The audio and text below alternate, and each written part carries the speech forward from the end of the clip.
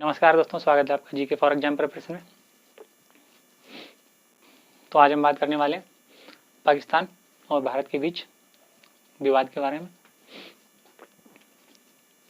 तो जैसा कि आप लोग सभी जो लोग जानते हैं कि भारत और पाकिस्तान के बीच में विवाद चलते रहता है और पाकिस्तान अपनी नापाक हरकतों से बाज नहीं आता है। तो आज बात करने वाले हैं हम सियाचिन विवाद के ऊपर। तो सियाचिन क्या है? सियाचिन का अर्थ जान लेते हैं पहले। सियाचिन जो है सिया का अर्थ होता है बाल्टिस्तान की जो एक बोली है बाल्टी, जिसमें सिया का अर्थ बताया गया है जंगली गुलाब, और जो चिन है इसका अर्थ बताया गया बहुतायात। तो ये होता है सियाचिन का अर्थ। और इसकी लंबाई के बारे में अगर बात करें तो इसकी टोटल लंबाई है 75 किलोमीटर, और अगर इसकी ऊंचाई की बात करें तो इसकी ऊंचाई है 5800 मीटर। 5800 मीटर इसकी ऊंचाई है और चौड़ाई इसकी है 2 से 8 किलोमीटर, और लंबाई मैंने बता दी है 75 किलोमीटर है। अब बात करें अगर ये स्थित कहाँ पर है, तो ये स्थित है जो काराकोरम श्रेणी है उसी के पास में स्थित है। ये काराकोरम श्रेणी जो कि इंडिया के नॉर्थ में पड़ती है, टॉप पर। जैसे कि ये इंडिया का हो गया नॉर्थ, तो यहाँ पे है ये सियाचिन और यहीं पर है काराकोरम। तो ये इसी के पास में है, ये जो सियाचिन ग्लेशियर है। तो यहाँ पर एक K2 है, K2 जो पाकिस्तान के अधिकृत कश्मीर है। K2 ये यहाँ का स्थान है, पाकिस्तान के अधिकृत है, जो कहाँ पर है उत्तर पश्चिमी दिशा में साल्टारो श्रेणी में है।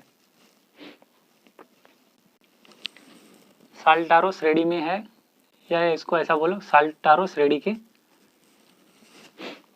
मध्य में है। ठीक है, तो बात कर लेते हैं कि जो काराकोरम है ये क्या है। काराकोरम एक पास है, दर्रा है, जो क्या करता है चीन और पाकिस्तान के रास्ते को जोड़ता है। क्या करता है? चीन और पाकिस्तान के रास्ते को जोड़ता है, जो कहाँ पर है यहीं इसी के पास में है।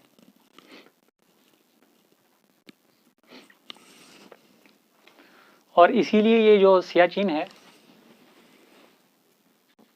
ये अधिक महत्व रखता है,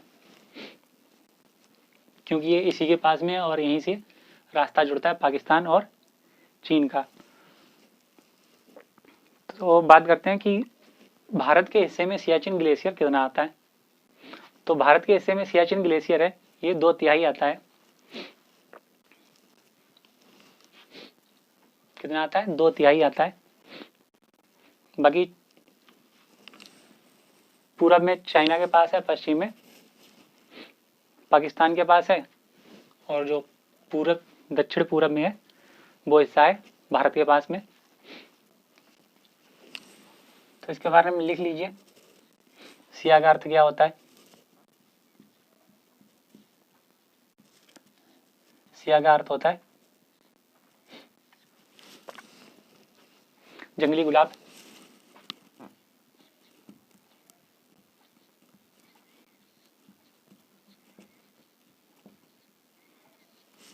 और चिन का अर्थ होता है बहुतायात।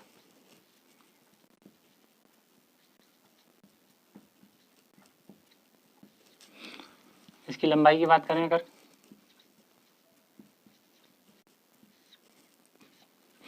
लंबाई इसकी है 75 किलोमीटर। चौड़ाई की बात करें 2 से 8 किलोमीटर है।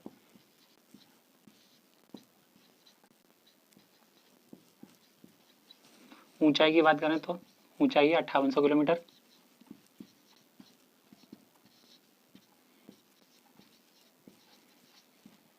सॉरी 5800 मीटर है।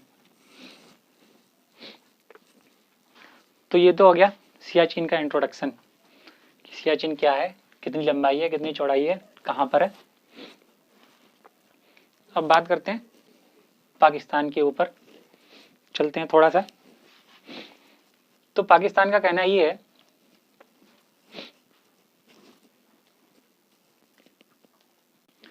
कि जब सन 1989 में दोनों देशों के बीच समझौता हुआ था,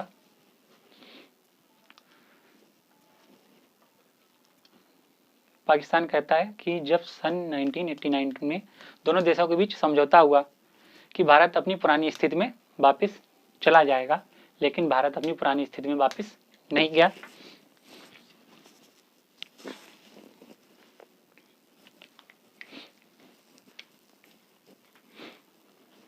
और पाकिस्तान ये भी कहता है कि जहाँ पहले पाकिस्तान की सेना हुआ करती थी, वहाँ पर अब हिंदुस्तान की सेना है, और हिंदुस्तान की सेना ने वहाँ पर सन 1984 में पहले ही कब्जा कर लिया था। तो पाकिस्तान यही कुछ अपनी शर्तें रखता रहता है और फालतू की बातें करता रहता है, लेकिन भारत उसकी बात पर ज़्यादा गौर नहीं करता है। पाकिस्तान ये भी कहता है कि सन 1972 का जो शिमला समझौता हुआ था और सन 1949 का जो कराची समझौता था, भारत इसका उल्लंघन करता है और भारत को उसकी सन 1972 की स्थिति में वापस चला जाना चाहिए। तो जो सन 1972 का समझौता था, इसके बारे में बता दें, इसमें क्या समझौता हुआ था। इसमें युद्ध विराम हुआ था। क्या हुआ था, जो यहाँ पर स्थान है साल्टोरो में एक स्थान है, साल्टोरो में स्थान है NJ 9842। इस स्थान पर क्या हुआ था, युद्ध विराम का समझौता हुआ था, युद्ध विराम का समझौता हुआ था। इसमें ये हुआ था कि युद्ध, इसके बाद युद्ध नहीं होगा दोनों देशों के बीच। फिर क्या हुआ, यहाँ से तो सारा सब कुछ नॉर्मल हो गया।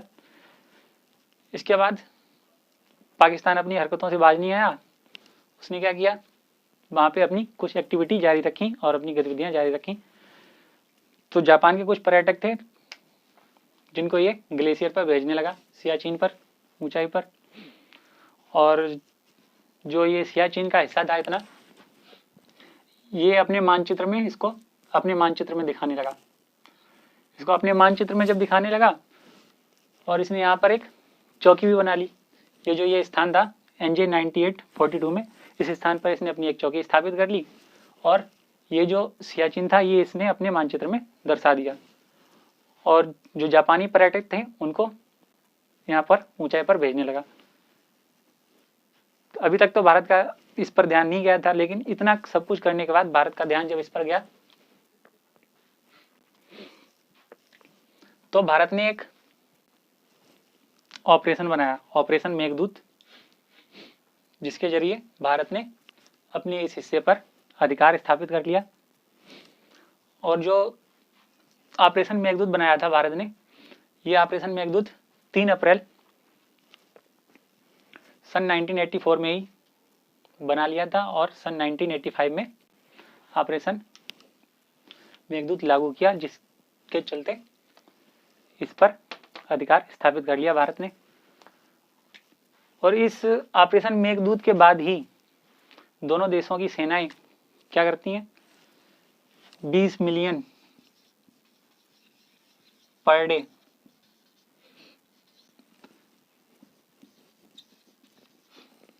अपने सैनिकों पर खर्च करती हैं। 20 मिलियन पर डे अपने सैनिकों पर खर्च करती हैं।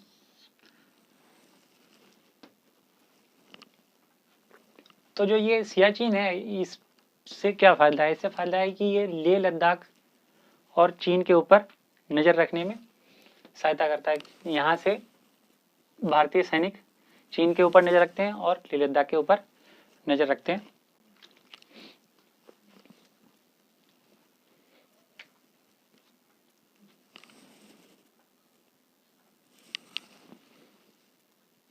वैसे यहाँ पर सेना की जरूरत ना हो, अगर कोई दुश्मन देश यहाँ पर कुछ अटैक वगैरह ना करे, लेकिन ऐसा हो नहीं सकता।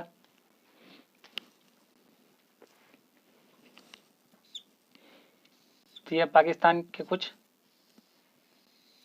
हरकतें जो हमेशा करता रहता है।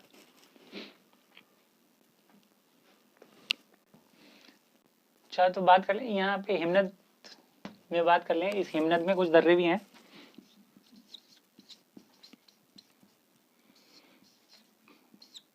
हिमनद में दर्रे,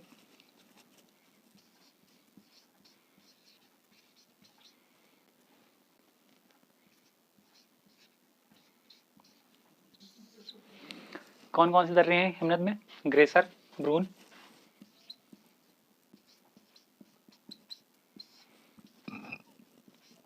ग्रेसर, ब्रून, साल्टारो,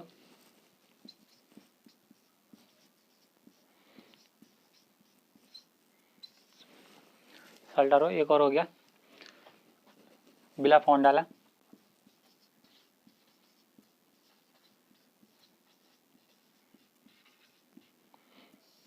ये तो है भारत के कब्जे में।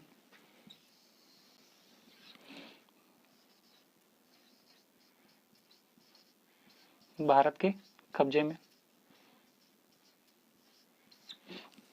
एक है ग्योंग करके,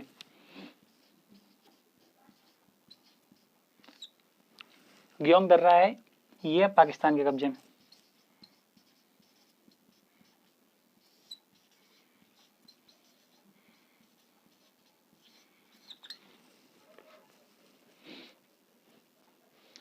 ग्रेसर, ब्रून, साल्टोरो, बिला फोंडाला, ये भारत के कब्जे में कुछ दर्रे हैं जो कि इस हिमनद में है, और ग्योंग है ये पाकिस्तान के कब्जे में। अच्छा, बात करें कि इस हिमनद से कुछ नदियां भी निकलती हैं। कौन कौन सी नदियां हैं? इससे एक नुब्रा नदी निकलती है,